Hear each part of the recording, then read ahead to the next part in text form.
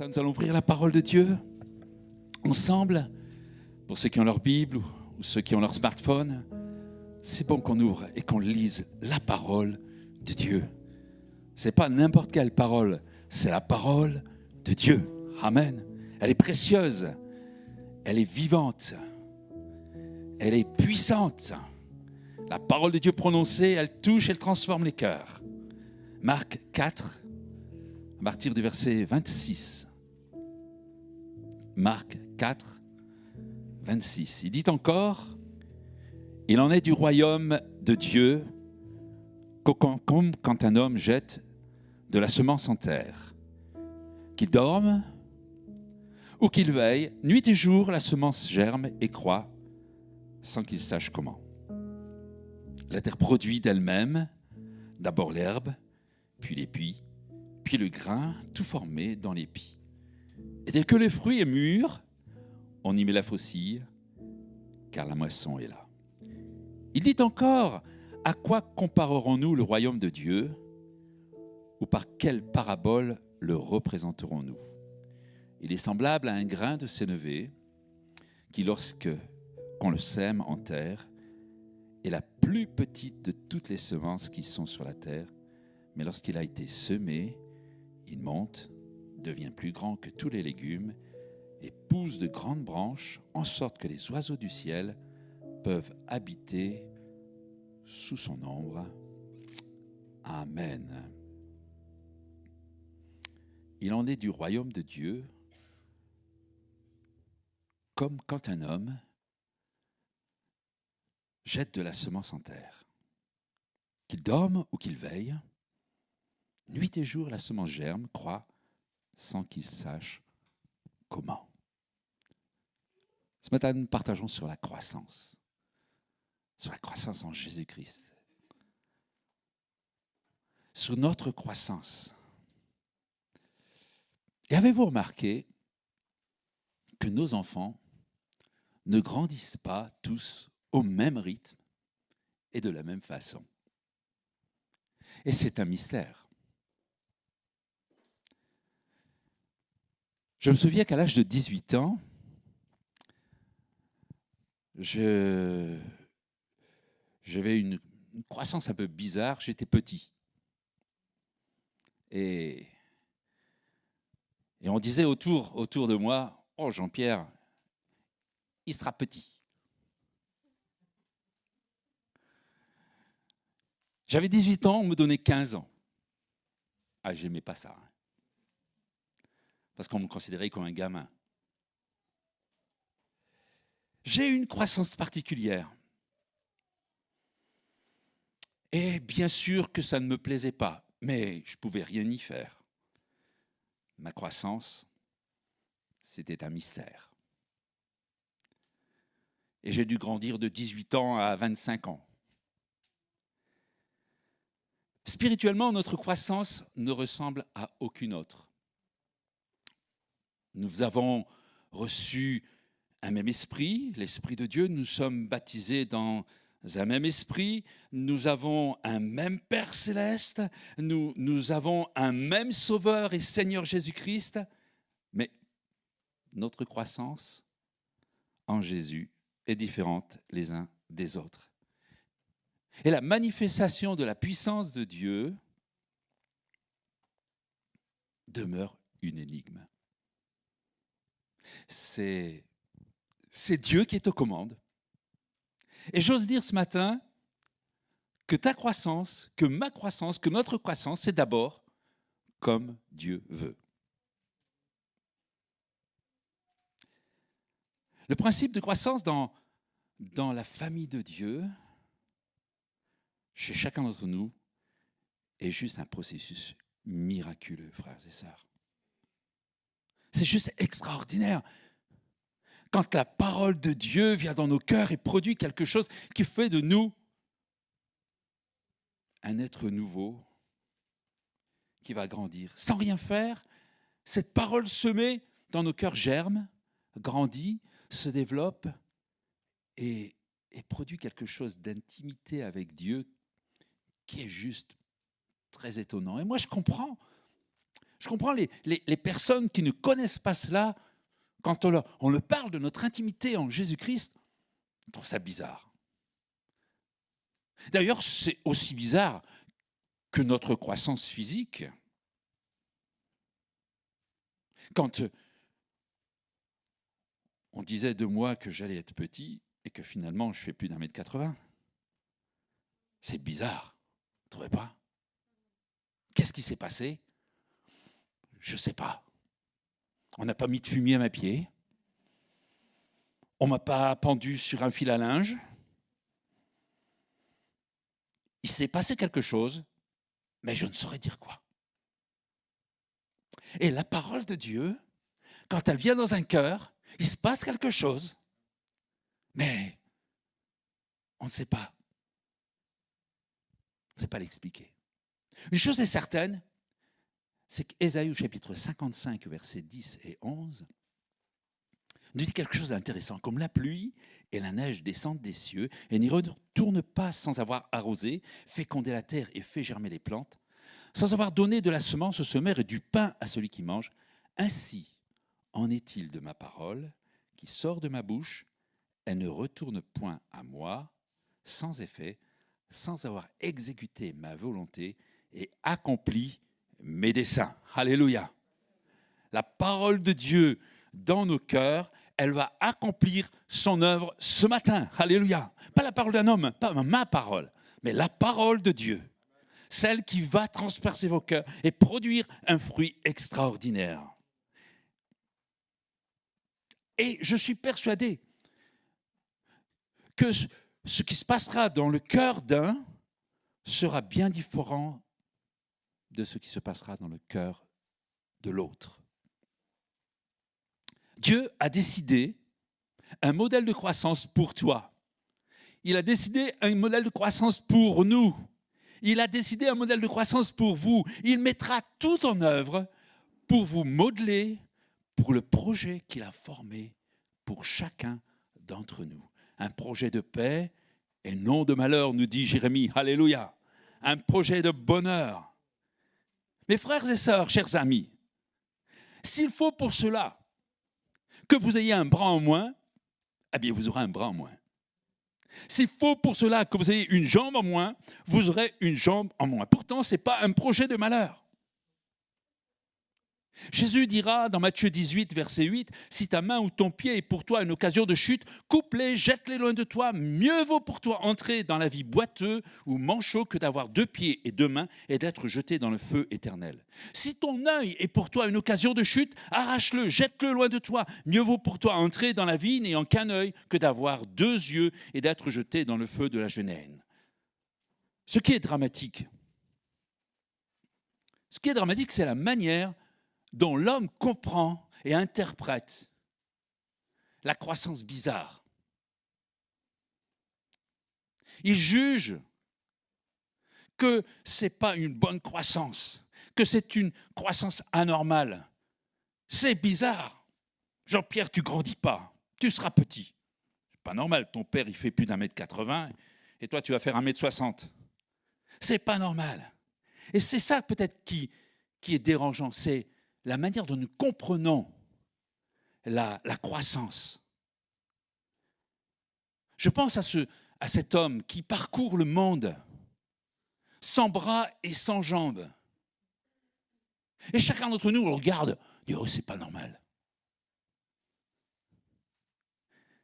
Et on le trouve bizarre. Et ce qui était dérangeant pour cet homme, et il le dit, c'est le regard des autres. C'est les paroles pas gentilles qu'il recevait. Il était considéré comme anormal. Et pourtant, Nick Vujicic parcourt le monde pour proclamer que ce qui est perçu comme une anomalie peut être transformé en puissance de vie. Alléluia. Il a découvert que naître sans bras et sans jambes ne faisait pas de lui un être mal aimé de Dieu. Mais qu'au contraire, avec ou sans maladie, avec ou sans handicap, il avait compris quelque chose, c'est que Dieu l'aimait, c'est que Dieu avait décidé qu'il soit sur cette terre. Il avait décidé pour lui un projet fabuleux, extraordinaire, un projet de paix et d'espérance, et non de malheur. Et Dieu veut vous modeler pour manifester en vous sa puissance et sa gloire. C'est une certitude. Dites-le dans votre cœur. Dieu veut former en moi un cœur pour un service particulier, pour un projet de paix et d'espérance. Je suis convaincu, frères et sœurs, chers amis, que Nick Vujicic ne serait jamais l'homme qu'il est s'il était né avec 2 bras et 2 jambes. Et ça nous bouscule. J'aime écouter cet homme. Il m'impressionne. Par son cœur, par sa joie de vivre, il arrive à être un conseiller pour les autres, pour ceux qui ont des jambes et des bras.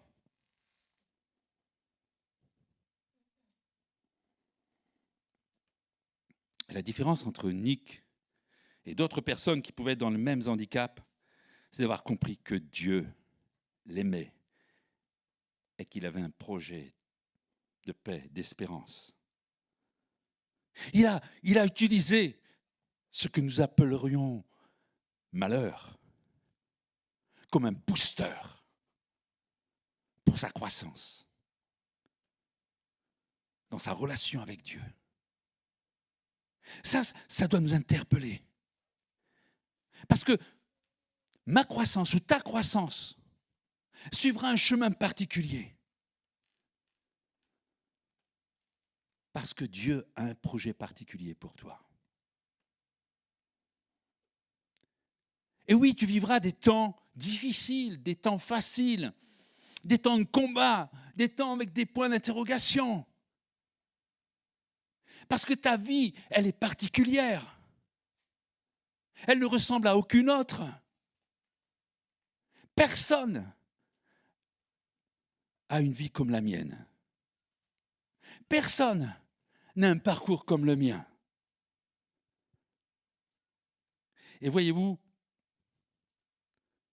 c'est dans les moments les plus difficiles de ma vie que j'ai découvert et compris que Dieu m'aimait. Ça peut paraître bizarre. Hein?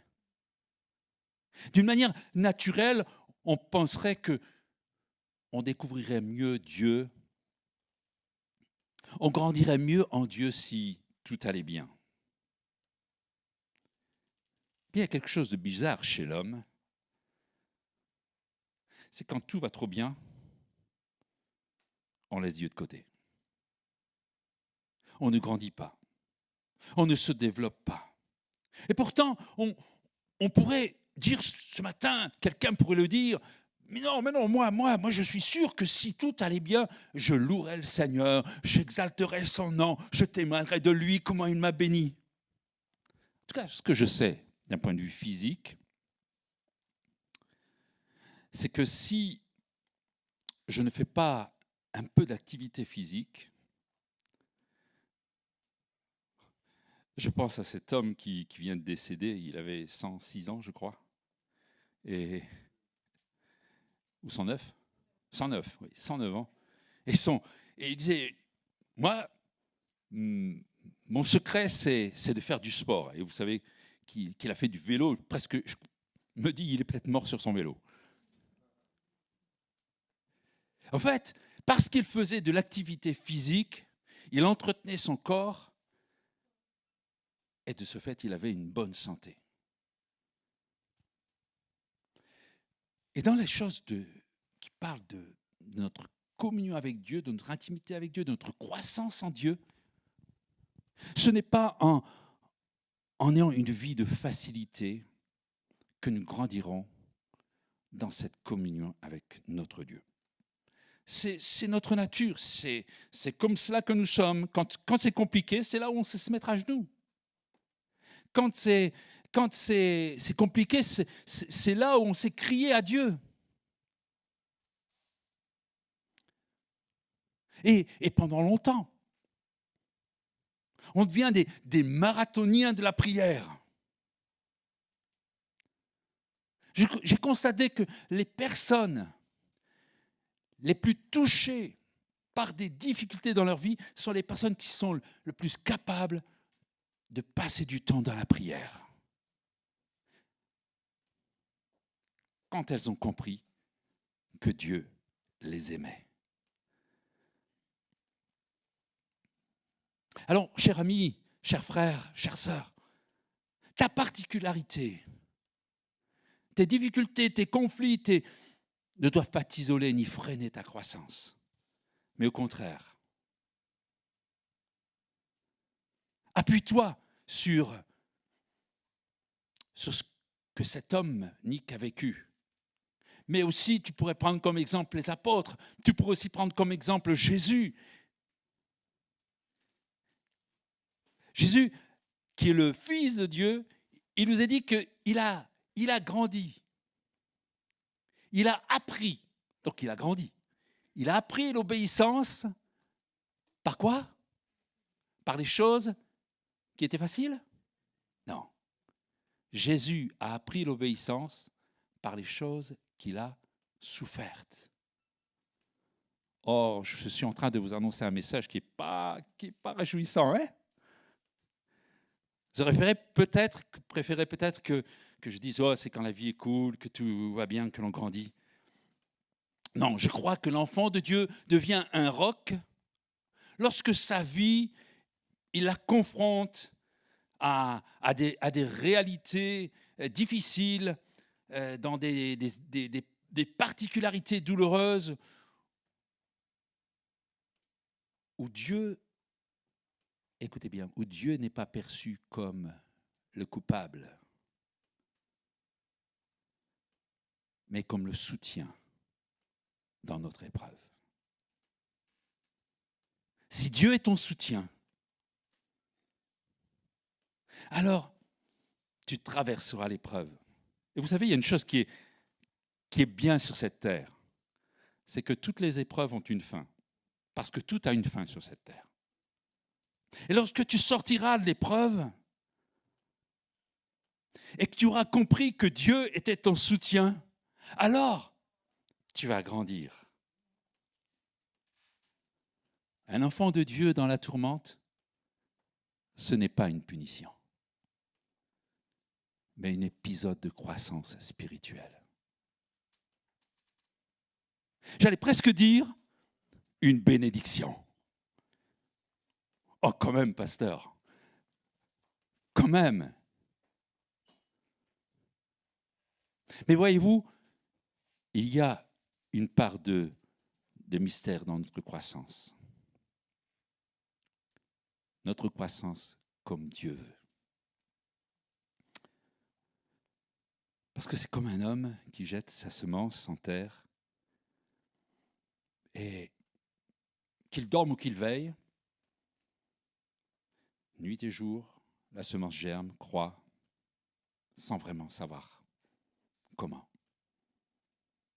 Je ne sais pas où vous en êtes dans votre croissance avec Dieu, mais j'ai regardé en arrière ma vie et je me suis dit, comment j'en suis arrivé là où j'en suis aujourd'hui? Et j'ai du mal à comprendre les choses qui se sont passées dans mon cœur. Ce que je sais, c'est qu'elles sont passées. Et j'ai constaté que les plus belles choses qui se sont passées dans mon cœur ont été dans les moments les plus hards, les plus compliqués. J'ai appris à connaître Dieu dans ces moments-là. J'ai appris l'intimité avec Dieu.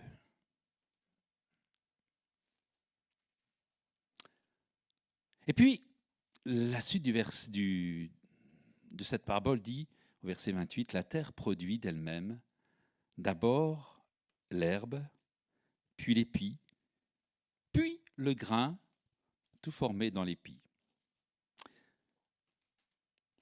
La semence en terre ne produit pas instantanément des grains.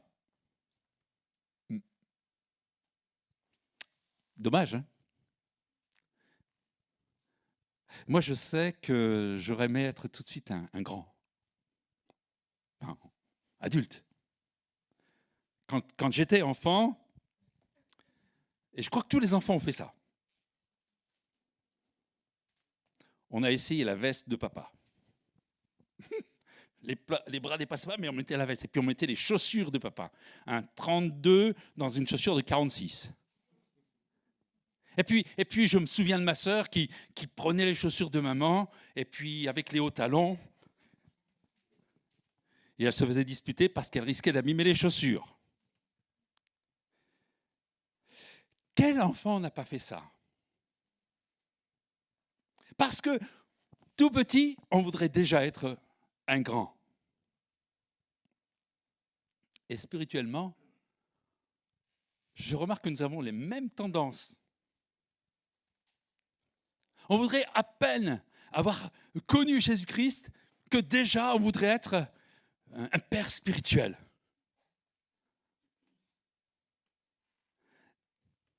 Et dès la nouvelle naissance, on pense avoir une foi extraordinaire. Plus grande que celles qui ont 30, 40 ou plus d'années avec le Seigneur. J'ai constaté que rares, il y en a heureusement, merci Seigneur, rares sont les personnes qui après avoir pris leur baptême disent « Oh là là, j'y connais rien. J'ai besoin d'être enseigné, j'ai besoin de formation, j'ai besoin de formation biblique, j'ai besoin d'un suivi pastoral. Après on dit, quelqu'un qui sort du baptême, pasteur, maintenant, vous ne me quittez pas, vous restez à mes côtés. Moi, j'ai besoin de vous parce que vous en connaissez. » Bon, pasteur ou un père spirituel. Tous les chrétiens pensent être spirituels. Boire. Bon, on ne va pas le dire, hein, parce que ça fait orgueilleux de dire « moi je suis très très spirituel ». Mais bon, on le pense quand même un petit peu. Hein. En tout cas, on voudrait tellement paraître cela. Bon, peut-être que c'est juste ma façon de voir les choses, mais allez, je vais oser un petit écart. Ah oui, bien sûr que je voudrais être le pasteur le plus spirituel qui juste fait une prière et tout de suite l'effusion du Saint-Esprit tombe sur l'Église. Et puis les guérisons se produisent dans les cœurs, et puis des guérisons dans les corps. Wow, Seigneur, je veux être cet homme. Je l'ai prié, je le prie encore. On voudrait être ces hommes et ces femmes très spirituels. Parce qu'on considère qu'être un bébé spirituel, c'est dégradant.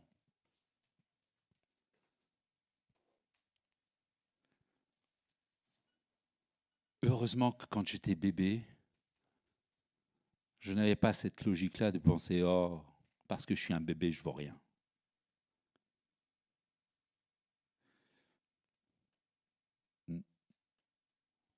C'est pas être dégradant que d'être un bébé spirituel. Pourvu que ce soit à la naissance. Il est évident que si, à l'âge de 60 et quelques années, je serais encore dans le berceau, il y aurait vraiment un problème. Mais quand je suis né, que je sois un bébé, que je ne sache pas parler, que je ne sache pas manger, que je ne sache pas marcher, mais c'est normal. Qu'en grandissant, il y ait des choses que j'apprenne et que je sache faire, waouh, c'est super, mais je me souviens encore, parce que c'était tellement répétitif, et souvent c'était dans la voiture, allez, on va faire les tables de multiplication. Et les premiers temps, ça ne rentrait pas là-dedans. Mais ce n'était pas une anomalie. C'était normal.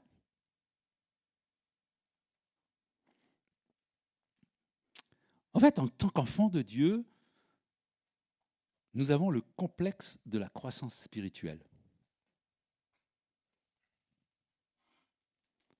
Pourtant, elle est normale. Il n'y a pas de honte à être un bébé. Quand la graine elle est semée, elle ne devient pas tout de suite une plante avec des grains. Non. Il y a tout un processus. Et dans la foi, et dans notre communion avec Dieu, c'est la même chose.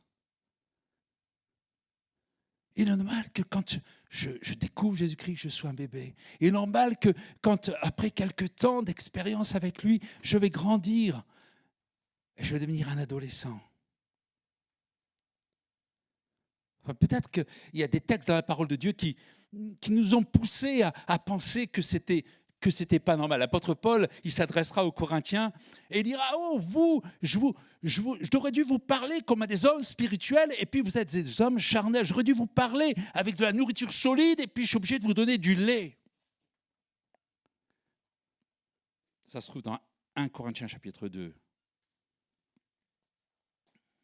Et finalement, on a pensé qu'on avait tous besoin tout de suite d'une bonne nourriture bien solide, quelque chose d'imbuvable, qu'on a du mal à déglutir tellement. Je me souviens de la viande que je devais manger quand j'étais petit, et je la mâchouillais, et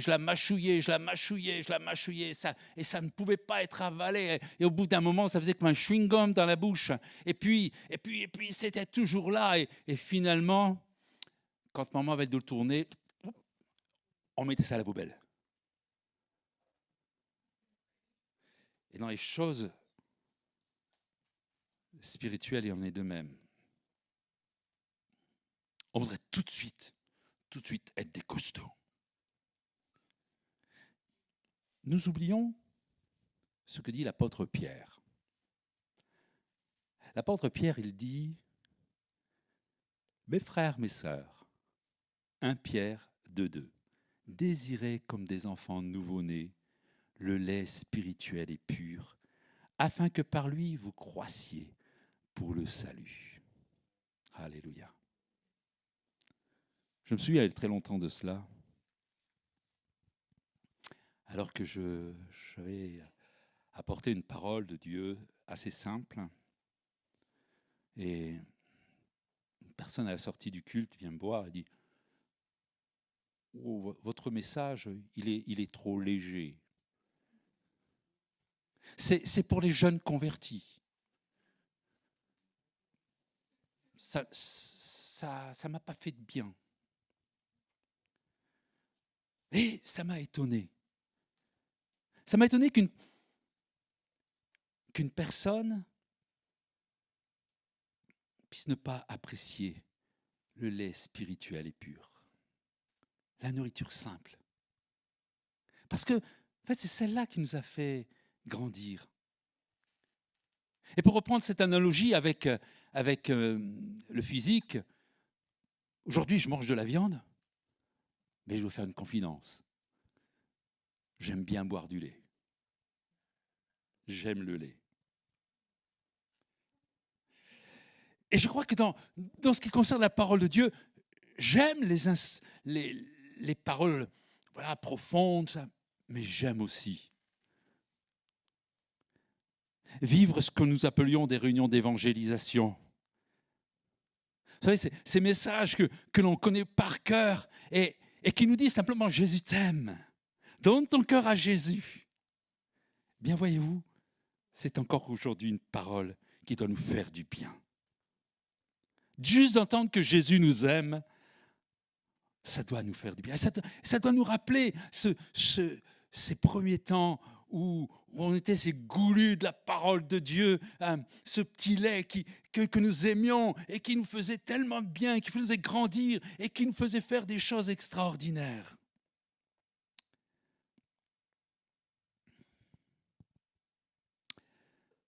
Oui, il est évident que j'aime le lait, j'aime la nourriture solide,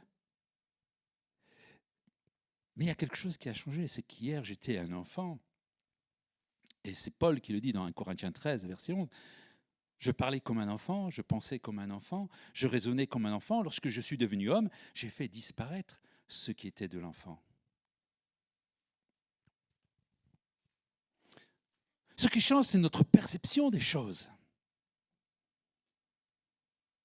Quand nous étions bébés, alors j'étais pourtant un enfant assez calme. Mais si j'avais faim, je poussais un cri horrible pour qu'on me donne à manger. Et tant que je n'avais pas à manger, je savais avoir de la voix.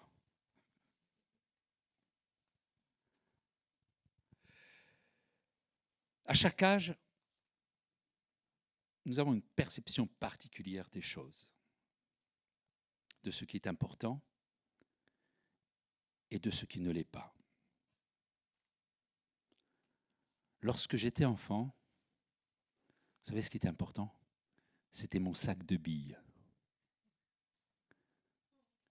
Il ne fallait pas toucher à mes billes. Elles étaient belles, mes billes. Il y en avait des ordinaires, en terre, puis il y en avait des grosses, avec des beaux dessins dedans. Et je passais des heures à les regarder.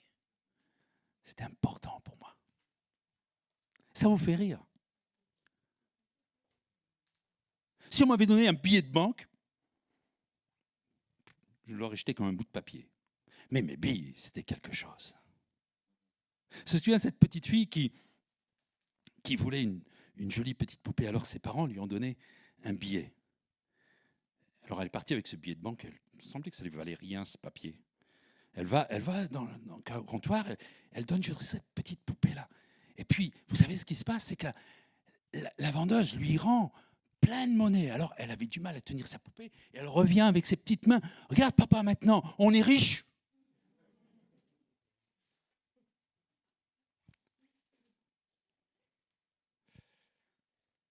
Et on pourrait ainsi continuer sur les compréhensions des choses. On pourrait demander à nos ados qui sont dans leur culte, qu'est-ce qui est important pour vous? Et je suis sûr qu'il y en a qui dirait, moi, c'est mon smartphone.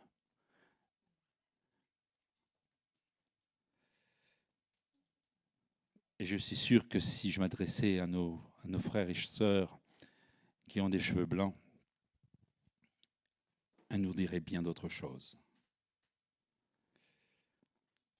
Et c'est pourquoi Jean écrira des choses pour chaque croissance, chaque niveau de croissance. Dans 1 Jean chapitre 2, je vous écris, petits enfants, parce que vos péchés vous sont pardonnés à cause de son nom. Je vous écris, Père, parce que vous avez connu celui qui est dès le commencement. Je vous écris, jeunes gens, parce que vous avez vaincu le malin. Je vous écris, petits enfants, parce que vous avez connu le Père. Je vous écris, Père, parce que vous avez connu celui qui est dès le commencement. Je vous écris, jeunes gens, parce que vous êtes forts et que la parole de Dieu demeure en vous et que vous avez vaincu le malin. Jean décrit que chacun de nous vit dans son étape de croissance des choses particulières. D'abord, cette joie d'être pardonné de tous ses péchés, la joie d'avoir un Dieu comme Père. Nous avons été ces bébés spirituels et quel bonheur! Quel bonheur!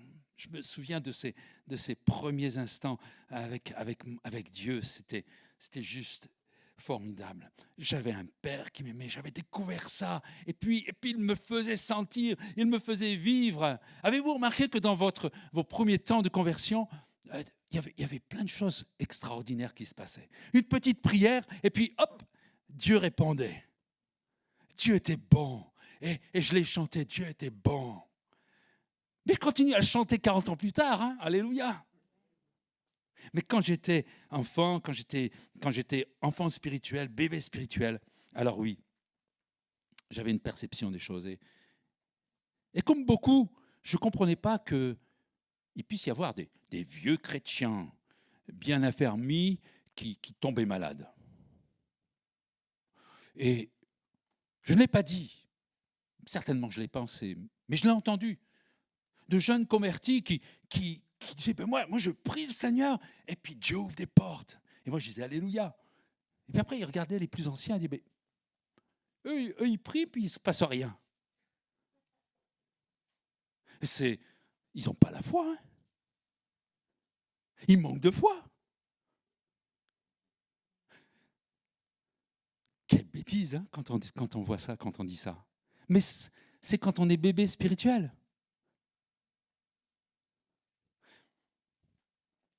On ne comprenait pas les positions des adultes quand on était enfant. Et puis, la joie des victoires obtenues dans la prière, l'obéissance à la parole de Dieu, cette parole centrale dans nos cœurs, elle va nous faire découvrir toute la puissance de Dieu dans notre vie. Et on va réaliser jour après jour, au travers de nos expériences, qu'il y a quelque chose de puissant dans le bras de Dieu, même si parfois ça devient un peu plus dur pour faire bouger le bras de Dieu. Et puis on finira comme des pères ou comme des mères qui ont juste la connaissance du Père céleste.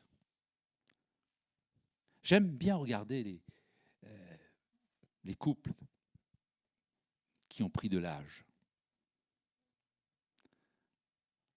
avec une telle intimité. Ils sont ensemble, tous les deux, ils ne se disent rien. Enfin, on a l'impression qu'ils ne se disent rien. Mais un regard, un sourcil qui bouge, un petit rictus, et tout est dit. Il n'y a plus besoin de cette prière qui dure et qui dure et qui dure et qui dure et qui dure et qui dure et qui dure parce qu'on a l'impression que Dieu ne nous entend pas.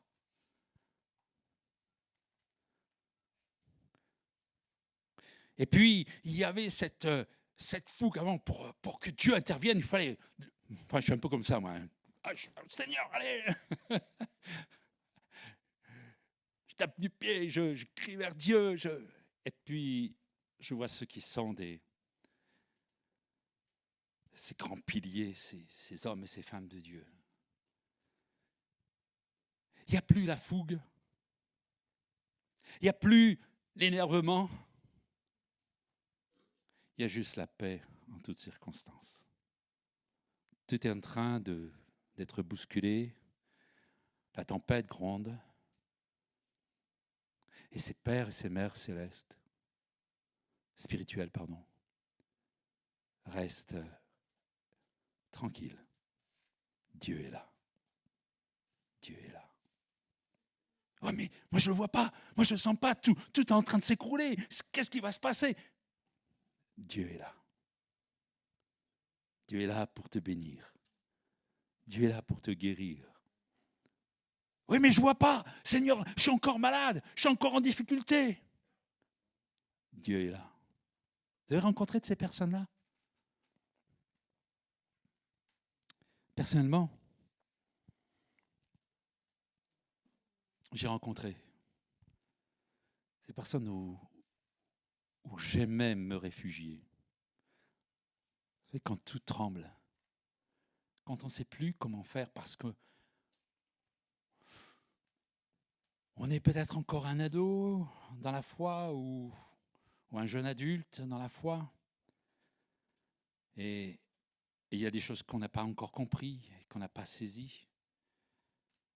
Et puis on rencontre des personnes qui deviennent un peu, ce que dans le monde actuel, on va dire mentors. Vous savez, ces personnes il suffit juste qu'on les regarde et la pression qui était sur nous, pouf, il est en train juste de nous dire Dieu t'aime. Je connais quelques personnes comme ça. Et j'aime bien aller les voir et leur dire, frère, sœur, j'aimerais vous demander un conseil. Dites-moi. Et c'est tellement bon.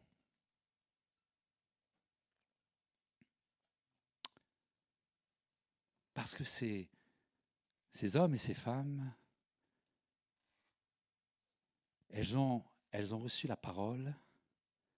Et on parle aujourd'hui de l'effusion du Saint-Esprit. Elles ont reçu l'effusion du Saint-Esprit comme nous. Elles ont reçu la parole, mais il y a quelque chose qu'on ne peut pas. On ne peut pas griller les étapes. C'est celle de nos expériences avec Dieu. Et quand on rencontre des personnes qui ont le même Dieu, le même Seigneur, le même Esprit Saint, la même parole de Dieu, et qui ont traversé 40, 50, 60 années, en disant au bout de ce chemin qui était bourré d'embûches et de difficultés, de dire Jésus même. Et ces personnes, j'aime les rencontrer et parler avec elles.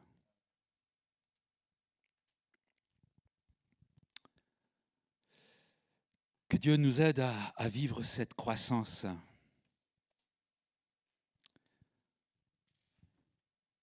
Et je bénis Dieu pour tout ce qu'il a mis en œuvre dans nos vies en nous donnant quelque chose de tellement précieux que l'Esprit Saint. J'aime la Pentecôte, pas vous? Et c'est cet Esprit Saint dans nos cœurs qui nous ouvre l'intelligence pour comprendre la parole de Dieu et dans nos circonstances faciles ou difficiles, de savoir saisir que Dieu nous aime, malgré tout. Saint-Esprit est vraiment un agent de croissance. Or, bien sûr, quand on est baptisé du Saint-Esprit, ce n'est pas pour autant qu'on devient tout de suite des pères et des mères spirituels. C'est ce que j'ai cru, pas vous, dans l'euphorie du baptême du Saint-Esprit. Wow, j'ai cru que j'étais arrivé. Mais en fait, c'était juste un départ.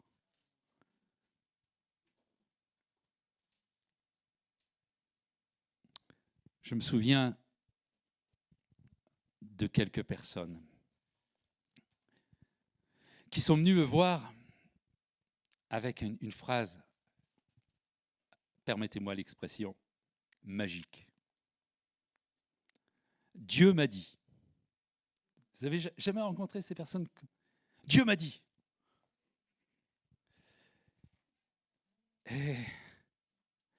Et là, en tant que pasteur, je suis vraiment en difficulté. Et c'est parfois dramatique. Je me souviens de cette personne qui est venue me voir en me disant, Dieu m'a dit, mon enfant sera guéri. Et au fond de mon cœur, il n'y avait pas du tout la conviction. Et j'étais incapable, dans l'impossibilité, de dire, mon frère, je n'ai pas la même conviction que toi. C'est dur à dire ça. Des années plus tard, je regrette un peu de ne pas lui avoir dit. Parce que son enfant est mort. Et sa foi en a pris un coup. Dieu m'a dit, et Dieu n'a pas fait. En fait, elle avait juste mélangé son désir et la pensée de Dieu. Et voulant être spirituel, il a juste pris ses pensées pour les pensées de Dieu.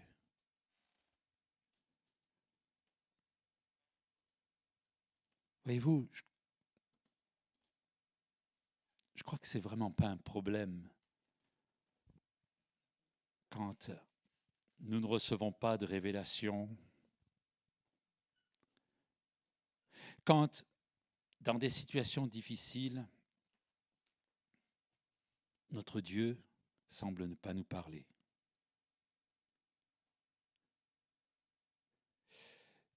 J'aimerais, dans ces moments, vous inviter à vivre une croissance avec moi.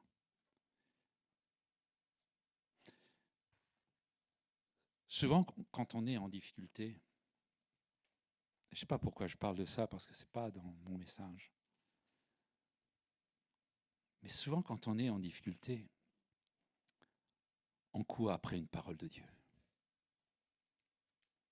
Seigneur, dis-moi quelque chose. Seigneur, viens et puis Enfin, donne-moi des convictions.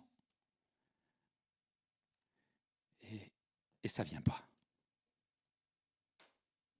Il n'y a pas de parole de Dieu, il n'y a pas de conviction. Alors on a tendance à vouloir se forger une conviction parce qu'on trouve que ce n'est pas normal.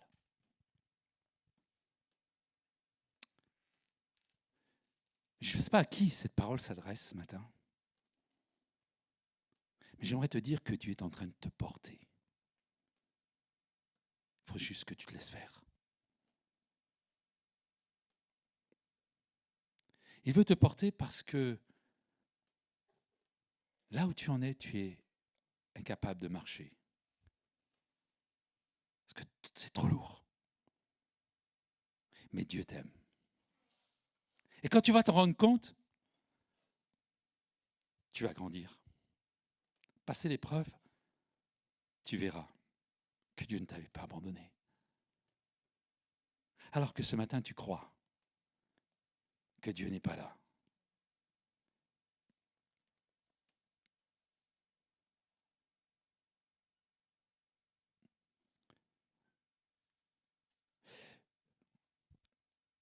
Il est possible que tu sois encore dans cette attitude de l'adolescent. Vous savez, l'adolescent, il pense que rien ne peut lui arriver. Il est fougueux, l'adolescent.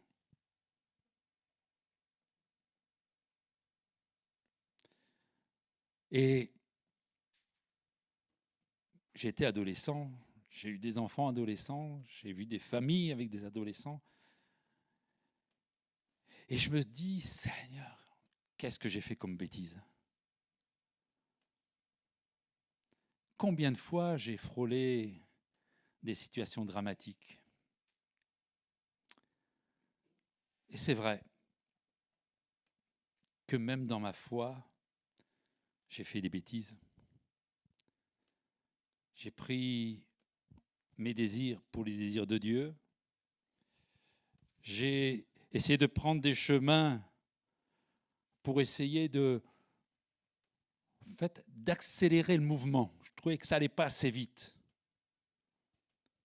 Dieu m'avait dit quelque chose, ça c'était sûr, il y avait une promesse de Dieu sur ma vie, comme il y a une promesse de Dieu sur votre vie. Peut-être que vous connaissez la promesse de Dieu sur votre vie, et puis ces choses ne sont pas encore en place. Et vous voulez accélérer les choses. Et puis bien sûr, c'est la catastrophe.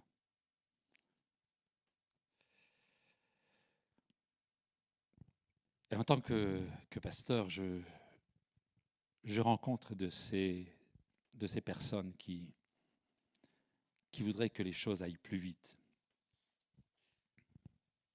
Et qui vont faire des erreurs. Et j'allais dire, c'est pas grave. Que nos enfants fassent des bêtises, c'est pas grave. Ils en font tous. Nous en avons fait tous.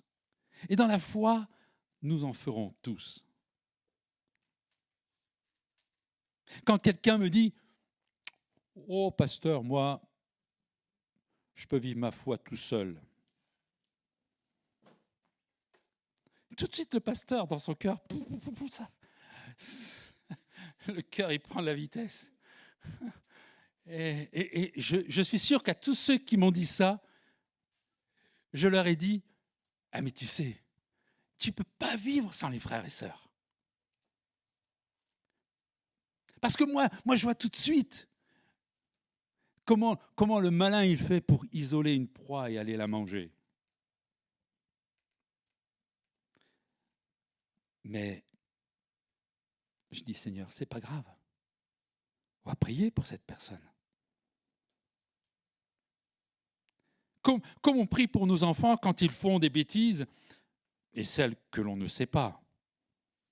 Vous savez, moi j'ai raconté certaines de mes bêtises à mes parents, j'avais plus de 30 ans. Et on va dire, bon, t'as fait ça? Heureusement que je ne l'ai pas su à l'époque. Mais je suis persuadé que mes parents, ils le savaient, que je faisais des bêtises. Parce que tous les ados font des bêtises. Tom, il me fait, oui.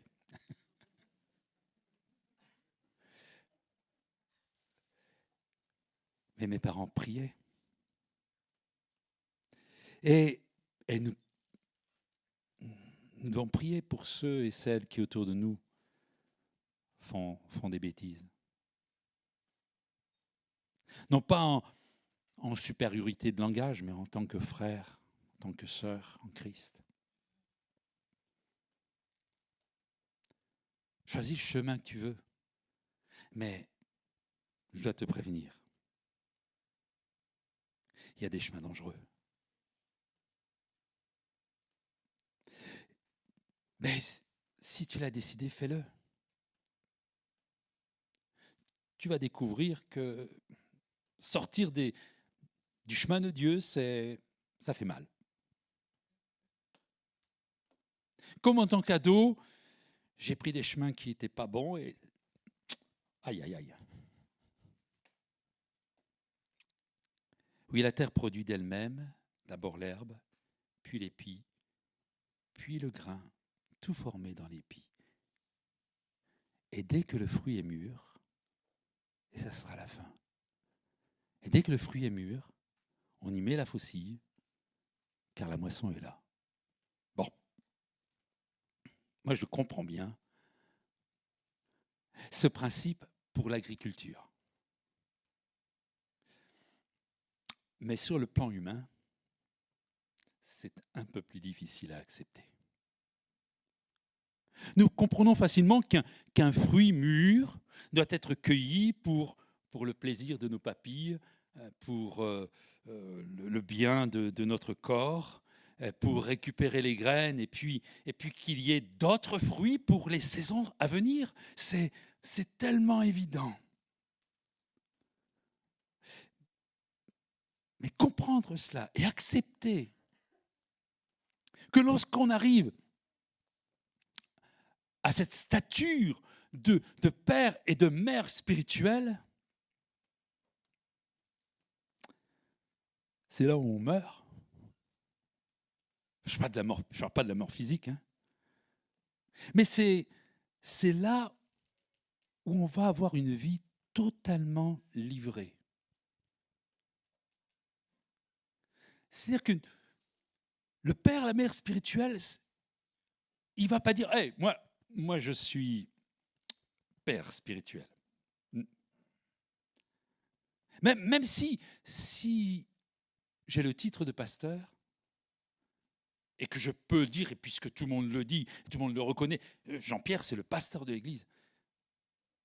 Je ne pourrais jamais dire que je suis un père spirituel.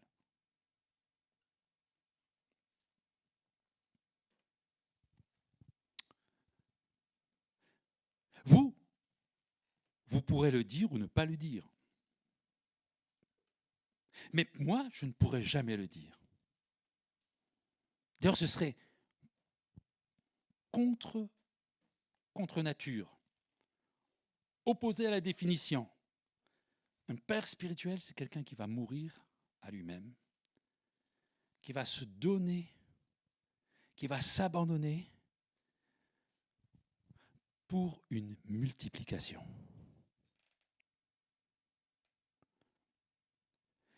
Jusque-là, c'était une croissance personnelle. Il était bébé, il est ado, il est adulte, et puis devient un père, une mère. Quand tout arrive à maturité, voilà, c'est comme si c'était la fin d'un processus. La fin d'un processus où il n'y avait aucune multiplication, juste une croissance. Mais là arrive la phase où on va multiplier.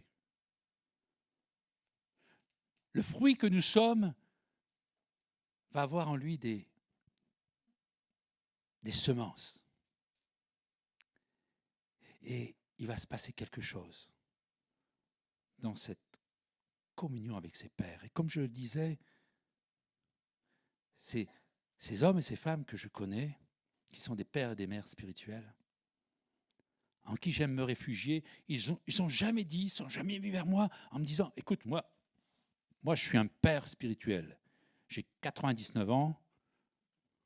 Non, ça n'a rien à voir avec l'âge.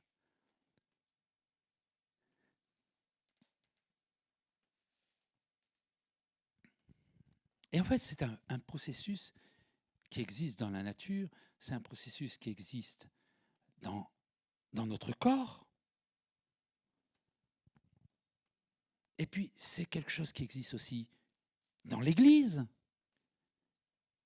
Parce que l'Église, c'est aussi un corps vivant, et elle n'échappe pas à ce principe. Et puis, ça existe aussi dans chaque enfant de Dieu. Vous savez ce qu'il faut pour que l'Église de Vernon multiplie? Il faut qu'elle meure.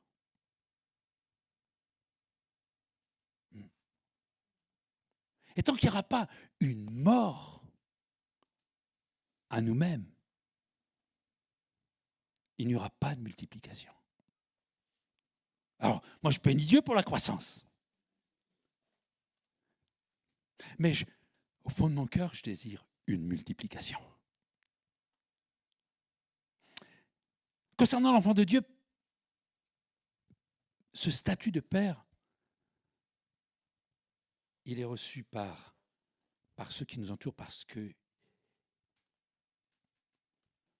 la personne qui est père ou mère spirituelle, vous savez ce qu'elle se dit?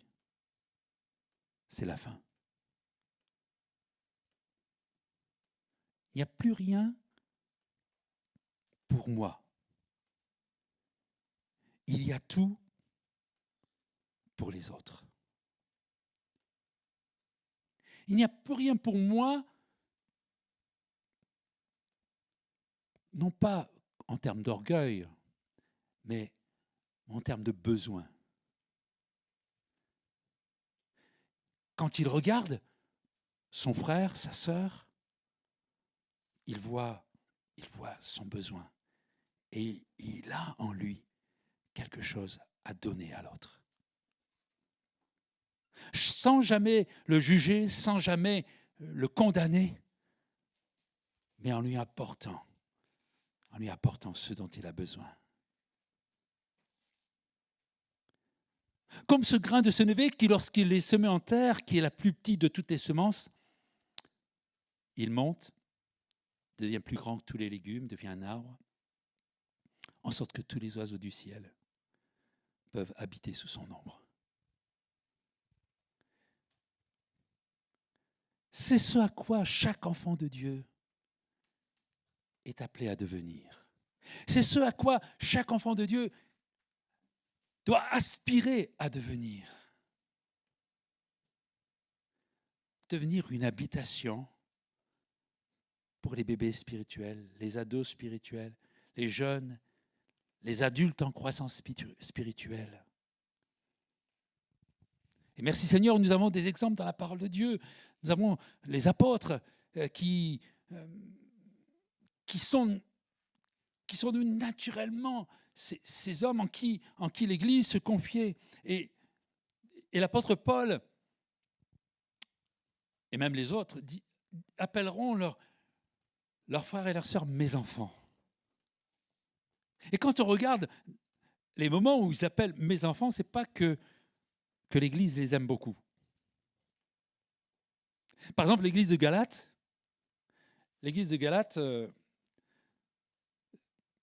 Paul leur a dit, il y a quelque chose qui ne va pas là. Et il leur dira, mes enfants,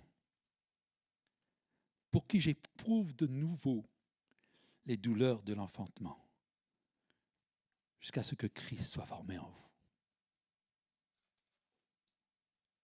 Ce qui pèse dans son cœur, ce qui est au fond de son cœur, c'est pas lui, sa personne, son aura, sa popularité, ce qu'on dit de lui. Dans certaines églises, et particulièrement l'église de Corinthe, il y en a qui préféraient d'autres apôtres que lui. Mais là aussi, il dira, mes enfants, Parce que dans son cœur, il y avait un désir de donner et de donner sa vie, de se donner pleinement et de souffrir des choses pour que quelque chose naisse dans les cœurs, qu'il voit une croissance, qu'il voit quelque chose de merveilleux se produire dans les cœurs où le péché est abandonné, où la vie nouvelle prend une forme extraordinaire. C'est à cela que Dieu nous appelle.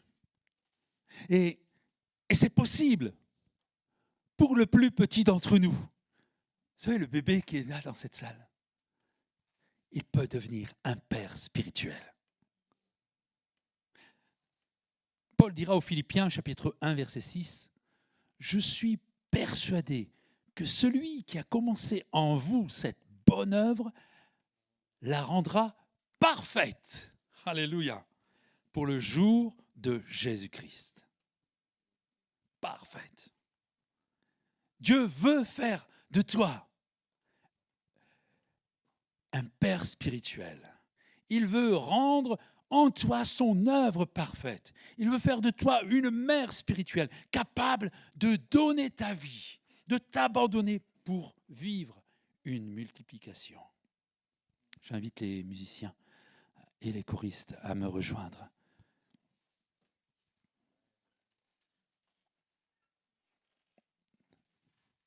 Accepte les circonstances de ta vie.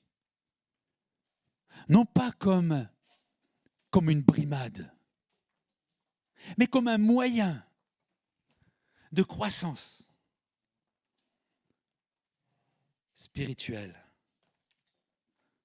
Parce que Paul dit une vérité. Toute chose concourt au bien de ceux qui aiment Dieu. Toute chose concourt au bien de ceux qui aiment Dieu.